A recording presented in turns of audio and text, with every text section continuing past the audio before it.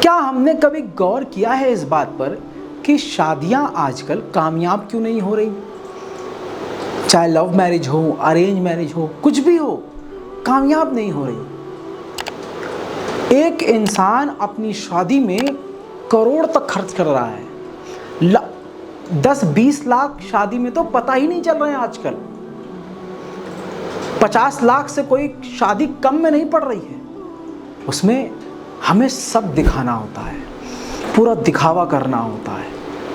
हम शादी दो परिवारों के बीच समझते हैं, लेकिन नाक के ऊपर ले लेते हैं कि नाक की बात है। चाहे लड़की वाले हों चाहे लड़के वाले हों, सबको अपनी नाक की पड़ी होती है। और माशाल्लाह नौबत ऐसी आ गई है सोशल मीडिया के ज़रिए, लड़की की अलग डिमांड होती है कि मेरा लहंगा ऐसा हो, मेरा लहंगा फलाने डिज़ाइनर का हो, मेरा लहंगा पूरा ऐसा होना चाहिए, शादी ऐसी जगह होनी चाहिए। लड़के के भाई साहब अलग ही तेवर होते हैं। उनको अपने बारातियों को दिखाना है, अपने वलीमे में दिखाना है, रिसेप्शन में बड़ा प्रोग्राम, एक नहीं दो नहीं 20-20 तरह के खाने, हर चीज़ में फजूल खर्ची। और हम अपनी किताबों में, हर धर्म की किताबों में ये पढ़ चुके हैं, और हर धर्म में ये कहा जाता है कि जो खाना है, जो दाना है, उसका अपमान बरकत उठा लेता है। मैं मुसलमान हूं तो चलिए मैं पहले अपनी कौम की बात करूं। हम मुसलमानों में शादी बहुत सिंपल होनी चाहिए, लेकिन बाबूजी अब सिर्फ दिखावा चल रहा है। शादी के मुद्दे पर बहुत सारे टॉपिक हैं। जैसे सबसे पहला टॉपिक आता है जो लड़कियों की तरफ से उठाया जाता है कि दहेज की डिमांड होती है, दहेज की डिमांड होती है। बात सही है, आजकल दहेज को दहेज के नाम से नहीं लिया जा रहा, अपना लड़का बेचा जा रहा है कि भाई हमारे लड़के ने तो सॉफ्टवेयर इंजीनियरिंग करी है, हमारा लड़का तो 1 लाख रुपए महीना कमाता है, तो अब तो भाई SUV चाहिए, अब तो फ्लैट एक चाहिए। ऐसे रिश्ते देखे जाते हैं। लड़की का किरदार, लड़की का घर, लड़की की ज़बान, उसका नेचर नहीं देखा जाता। लालची परिवार के लोग लड़की का बैकग्राउंड देखते हैं, पैसा है कि नहीं, दहेज में क्या मिलेगा। जलील इस कदर लोग हैं कि दहेज को दहेज कह के नहीं लेंगे। बेटी आपकी है, देखिए हमारे पास अल्लाह का दिया हुआ अल्हम्दुलिल्लाह सब कुछ है, बस ये है समाज को कहने के लिए चाहिए कि भाई हाँ बेटिया ये सब लेके आई थी। क्योंकि रहेगा भी वो लड़का जो है दूसरी मंजिल पे या तीसरी मंजिल पर रहेगा, तो देखिए जो टीवी लाएगी वही इस्तेमाल करेगी, वो स्कूटी लाएगी, कार लाएगी, वो सब उसकी आसानी के लिए होगा, AC लाएगी उसके। हमारी कोई डिमांड नहीं है। आप अपनी बेटी को क्या सुकून देना चाहते हैं आप वो देख लो। क्यों भाई, आपके लड़के ने जो सॉफ्टवेयर इंजीनियरिंग करी है, जो बहुत बड़ा मॉडल है, या फिर जो भी XYZ है जिस पर आप बड़े इतराए हैं, उसकी कमाई कम पड़ रही है क्या? वो जो तो मतलब बेटे की भड़वागिरी खानी है क्या? क्या करना, क्यों कर रहे हो, क्यों डिमांड कर रहे हो, अपने बेटे की कीमत क्यों लगा रहे हो?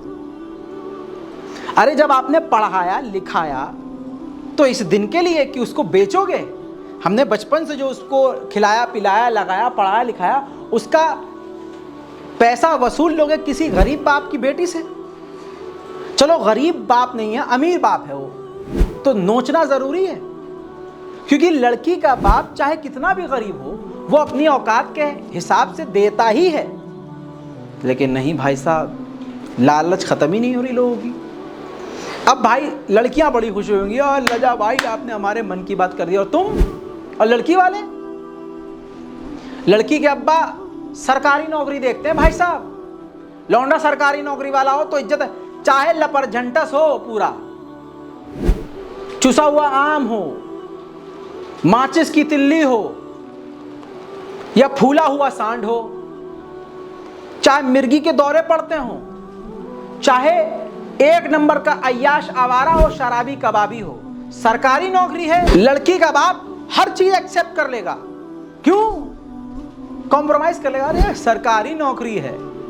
तो आप अपनी लड़की को नहीं बेचते क्या सरकारी नौकरी देखकर? चलिए सरकारी नौकरी मोदी काल में तो कद्दू मिल रही है, लेकिन आप पैकेज नहीं देखते क्या? आप सौदा नहीं करते अपनी बेटी का? लड़का अगर ज्यादा कमाता होगा तो मस्त। और आज एक नया ट्रेंड चल रहा है, ये कानपुर, लखनऊ, उत्तर प्रदेश में बड़ा चल रहा है कि लड़का अगर इकलौता, लड़का न्यूक्लियर फैमिली से हो, छोटी सी फैमिली से हो, लड़के की बहनें ना हो, ऐसे रिश्ता तलाश करते हैं। यकीन करिएगा, इस वीडियो को शेयर कीजिएगा, ये समाज का सबसे काला सच है जिस पर आज तक किसी ने बोला नहीं है। मैं बोलूंगा बहुत बुरा हो जाऊंगा, अपने खानदान की नजर में बुरा हो जाऊंगा, लेकिन मैं अल्लाह की रजा के लिए बोल रहा हूं। ये रजा अगर बोल रहा है तो अल्लाह की रजा के लिए बोल रहा है। सुनिए भाई साहब, ऐसा रिश्ता तलाश करते हैं लड़की के लिए, अपनी बेटी के लिए, कि लड़के की कोई बहन ना हो, सिंगल लड़का हो, छोटा सा परिवार हो। उससे भी एक बेगैरती वाली बात, अगर सास ना हो, मर गई हो सास, बहनें ना हो, हमारी बेटी राज करेगी। तो तुम क्या दूध से धुले हो? ऐसे परिवार वाले, लड़की वाले दूध से धुले हैं क्या, जो ये सब देख रहे हैं? मुंह पे बोलते नहीं, हम तो चाहते हैं हमारी बेटी परिवार के साथ रहे, घुल मिल। जैसे ही शादी होती है और वो लड़की जैसे ही लड़के के घर गई, तीसरे चौथे दिन क्लैश शुरू और बर्तन खड़कना शुरू कि जी मुझे तो अलग रहना है, अब फ्लैट लो अलग या हिस्सा लो बाप से, अलग रहना है। क्यों? यतीम समझ के शादी करी थी क्या? लड़के के आगे पीछे कोई नहीं है क्या? लड़के का मन नहीं था क्या मैं अपने माँ बाप के साथ रहूं? उत्तर प्रदेश में यह है, घर जमाई बना लो। उत्तर प्रदेश में यह है, लड़की ब्याह के गई, वहां क्लैश शुरू हुआ। क्लैश इतना शुरू हुआ कि लड़की अपने जलवे दिखाएगी, और प्यार तो फिर मोहब्बत तो हो ही जाता है भाई, आदमी बेकार हो जाता है, दोनों तरफ से पिसता है। फिर क्या होता है, इतना क्लैश होता है, इतना क्लैश करवाती है महारानी कि फिर भाई ये होता है कि भाई लड़की का बाप उल्टा ऑप्शन देता है कि यार हमारा फलाना वाला फ्लैट खाली है, यहाँ आके रह लो, या हमारा इतना बड़ा घर है, 4 रूम खाली, यहाँ आके रह लो। और बेगैरत लौंडे चले भी जाते हैं। तो ये दोनों तरफ से चल रहा है। बैक टू द पॉइंट, फजूल खर्ची। शादी कामयाब क्यों नहीं है? सोच के देखा आपने? इतना फजूल खर्चा, इतना दिखावा, और वो शादी 2 साल भी नहीं चल रही। धे तलाक, धे तलाक, धे तलाक।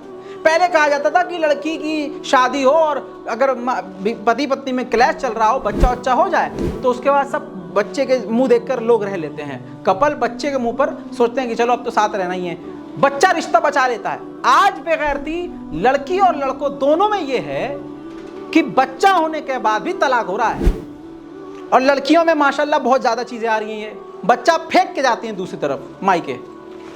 क्यों भाई साहब? और ऊपर से केस कर देंगी। अगर कोई लड़का सही परिवार से है, उसने डिमांड भी नहीं करी है दहेज की, तो उस पर केस हो गया दहेज प्रथा का।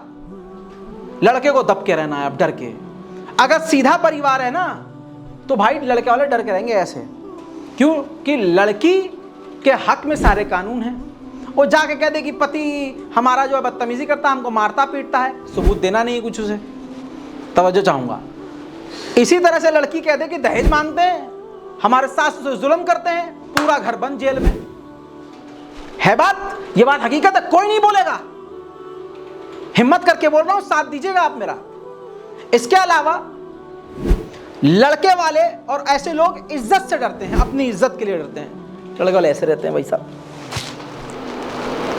लेकिन वो लोग बिल्कुल ठीक रहते हैं। उन लोगों से वो लड़कियां तेज नहीं चलती हैं जो नंगे होते हैं, जिनको इज्जत की परवाह नहीं होती है। वो कहते हैं हाँ लड़, सड़क पे लड़, तू करेगी, क्या करेगी बता, क्या करेगी? ओ भाई साहब फिर सही। ऐसी फिर परिवार में लड़कियां सही रहती हैं। ऐसे ही कुछ लड़के ऐसे होते हैं कि जैसे लड़की है, अब वो बेचारी अगर शरीफ है, सीधी है, तो उसको दबा के रखना, उसे जलील करना, उसकी सारी तमन्नाओं को दबाना।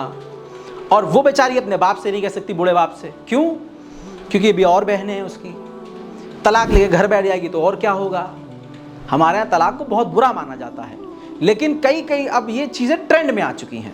थोड़ा लड़की पढ़ी लिखी होगी तो ओहो तलाक तो यूं, चल मैं तो कुछ भी कर लूँगी, मैं तो ये कर लूँगी, मैं तो ये।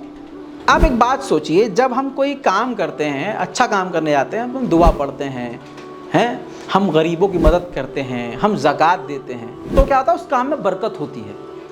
लेकिन सोचिए, जब हम अपनी ज़िंदगी का सबसे बड़ा फैसला और प्रोग्राम कर रहे होते हैं, उसमें हम सारे हराम काम करते हैं। आज ये मुसलमान बड़े ईमान वाले बनते हैं, जो पूरे साल ईमान वाला बनता है ना, उसके बेटे की शादी में, हाजी जी के बेटे की शादी में देख लो, हाँ हज्जन जो हैं वो नाच रही होंगी आगे अपने बेटे की शादी में। जो हिजाब का पूरा खानदान है, हिजाबी खानदान, उन लड़कियों का हिजाब निकल जाएगा, साड़ी में से कमर बाहर लटक रही होगी और बीच सड़क पर बारात में नाच रही होंगी। और हिजाब की बात कह दी तो अभी खाला कह रही होंगी, खाला की बिटिया कह रही होंगी जुल्फिजा पिलपुसा कि अरे भाई मैं तो हिजाब में नाची थी। अरे मेरी बहन, अरे भैया, तुम जैसों की वजह से इस्लाम बदनाम है। ढोल बाजा बैंड ये सब डीजे सब हराम है, पता है, लेकिन हाजी जी के बेटे की शादी में सब होगा, बिटिया की शादी में सब होगा, बारात में फुल शो ऑफ होगा। हज करके आए पिछले साल, आज इस साल बेटे की शादी कर रहे हैं, सारे हराम गम शादी में हो रहे हैं। शादी में कोई दुआ नहीं, कोई तलावत कुरान नहीं, कोई नेक काम नहीं, सब हराम चीज़ें, हराम काम, वो फजूल खर्ची। अब एक नया ट्रेंड है, लड़का और लड़की, मर्द और औरतें एक साथ खाओ पियो, सेटिंगबाजी करो, हरामीपना करो, वो चल रहा है सब कुछ। बुरा लग रहा होगा बहुत लोगों को, इस्लाम को पसंद करने वाले लोग हैं ना, मेरी बात से सहमत होंगे, कड़वी है मगर सच्ची है। तो ऐसे रिश्ते की शुरुआत जहां आपने हराम चीज़ से करी है, गलाजत से करी है, उसमें बताइए कैसे कामयाबी मिलेगी? अल्लाह उस रिश्ते में बरकत कैसे देगा? कैसे? सोचिए, समझिए। रिश्ते की जब शुरुआत आप करें और जब आप निकाह करें, निकाह को निकाह की तरह कीजिए, शोबाजी में मत पड़िए। ये सब आप पर ही भारी पड़ेगा। वो तो बारातियां खाकर डकार मारकर चले जाएं, आप कितना भी अच्छा काम कर लो, कितना भी अच्छा खाना खिला लो, वो ससुरे बुराई करेंगे। नारियां तरी जाता थी यार, तरी तो जा, लेकिन लौंडिया देखी तूने, हो क्या जबरदस्त थी। यही चल रहा है भाई साहब। नहीं आ रहा समझ में? नहीं आएगा।